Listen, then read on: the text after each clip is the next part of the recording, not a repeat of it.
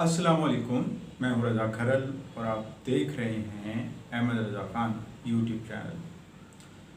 नाज़रीन, term oil बढ़ता चला जा रहा है और इंस्टेबिलिटी का ख़दशा है और ये ख़दशा हर तरफ से ज़ाहिर हो रहा है और अल्लाह करे कि सही ना हो, हालात मुनासिब रहें, मवाफ़िक़ रहें, कंट्रोल में रहें। लेकिन जिस तरीके से प्राइसेस बढ़ रही हैं पेट्रोलियम मसनूआत की और बढ़ी हैं, जो हाल ही में 25 रुपये के करीब और 100 रुपये पर चला गया, उससे बहुत ज़्यादा मसाइल पैदा हो सकते हैं।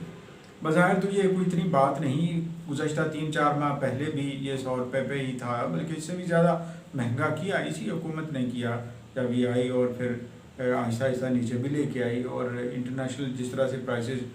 मार्केट के अंदर कम हुई तो ये प्राइसेस भी कम हुई।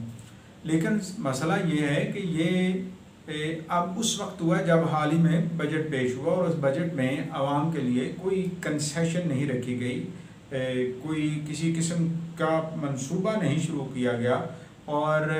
कोई ऐसा काम नहीं किया गया जिससे ये लगे कि आवाम के लिए ये बजट बहुत मुफीद था। तो उस वक्त जबकि तनख्वाहें भी नहीं बढ़ाई गई मुलाजमीन की और सरकारी मुलाजमीन की, और फिर उसी वजह से प्राइवेट मुलाजमीन के लिए ऑलरेडी हालात बहुत दिगरगू हैं कि जहाँ पे 20 लोग काम कर रहे थे अब 4 काम कर रहे हैं और मालिकान ये कहते हैं कि आप 4 की बजाय 3 होने चाहिए। तो ये सिलसिला चल रहा है ले ऑफ का। तो फिर उस वक्त पे जब आप किसी भी चीज़ की कीमत बढ़ाएंगे और इसके पेश नज़र बढ़ाएंगे कि आप उससे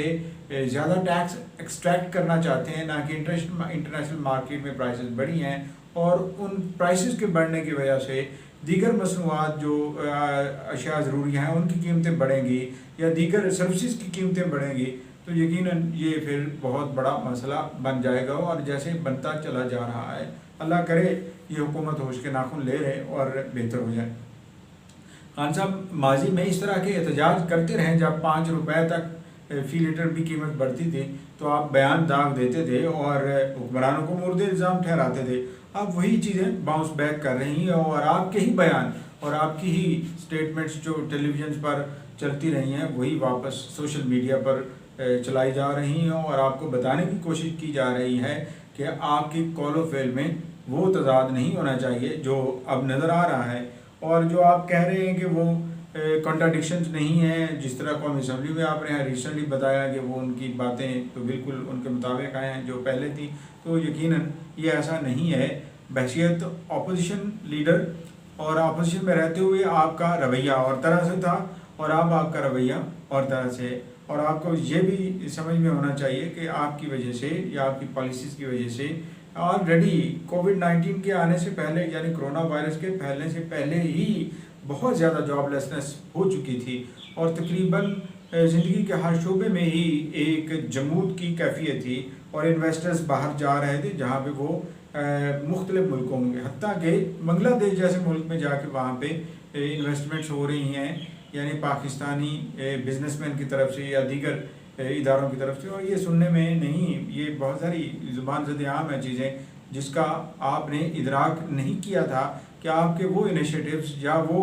चीज़ें जो आपने तशहीर की नरेटिव बनाया कि वो नहीं छोड़ेंगे किसी को, जो भी बादुनवान होगा, तो उसमें कई जो बादुनवान नहीं भी थे इस खदशे से कि कहीं सियासी मुखालफत की बिना पर या किसी और रंजिश की बिना पर ही ना धर लिए जाए, लिहाजा उन्होंने यही आफत जनी कि जो उनके पास इन्वेस्टमेंट्स थी उन्होंने या तो छुपा ली या फिर बाहर के मालिक में जाके वो इन्वेस्टमेंट्स दोबारा से कर ली और वहाँ पे जब अपने बिजनेस शुरुआत कर ली। तो ये फ़्लाइट ऑफ जो कैपिटल है इसके लिए ज़िम्मेदार भी आप ही हैं, ना कि माजी की हुकूमतें। और अभी आपने एतराफ़ भी किया कि अभी भी तकरीबन 10 अरब डॉलर सालाना पाकिस्तान का पैसा बाहर के मुल्कों में चला जाता है। तो ये आपकी नाकामी का ही एक मुँह बोलता सबूत है, ना कि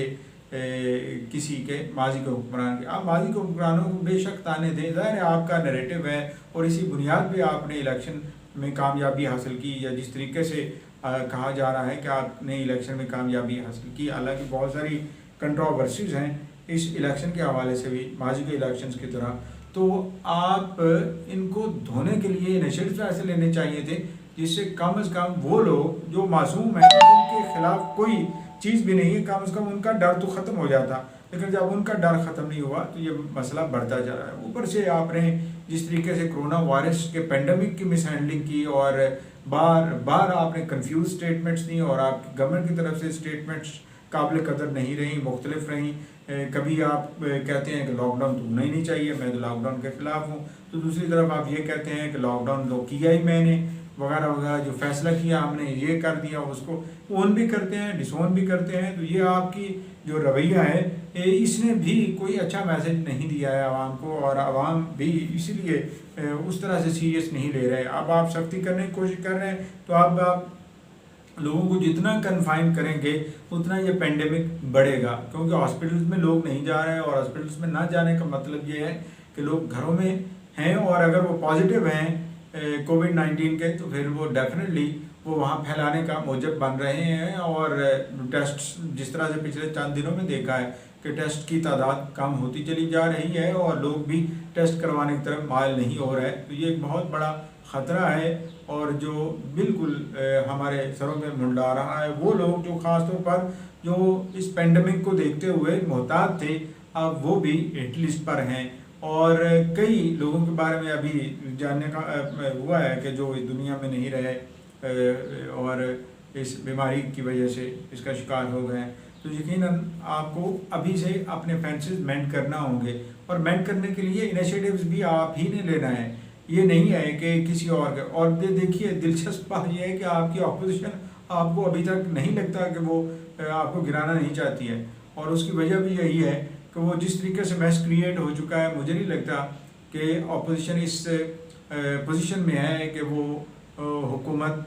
के लिए या हुकूमत के लिए कोई मुश्किलात पैदा करे। ये हुकूमत खुद ही अपने लिए मुश्किलात पैदा कर रही है, और उन मुश्किलात का हल भी हुकूमत के पास ही है, और अभी से रेक्टिफाई करना चाहिए और वो मेजर्स लेनी चाहिए जिनसे ये मसाइल कम से कम हों। उन मेजर्स में सरदस्त तो यही है कि प्लीज़ टॉक स्ट्रेट फॉरवर्ड और अपने कन्फेशंस करें जहाँ पे नाकामियाँ हुई हैं। जिस तरह से फवाद चौधरी ने एक इदारे को, नशरियाती इदारे को इंटरव्यू में ये कहा कि वो बहुत सारी चीज़ें इम्प्लीमेंट नहीं कर रहा है, और इन फाइटिंग जो जारी रही पीटीआई के अंदर, उसकी वजह से भी काफ़ी नुकसान हुआ इम्प्लीमेंट करने में, अपने मंसूबों को, अपने उन आइडियल्स को जिसके लिए पीटीआई ने ये इलेक्शन या इस पॉलिटिक्स में आई थी। तो ये सारी चीज़ें आपको फिर से रीअसर्ट करना होंगी, और रीअसर्ट करने के लिए भी कोई बाहर से नहीं आएगा, वो लीडरशिप आपके अंदर से ही है। जिस तरीके से आपके बारे में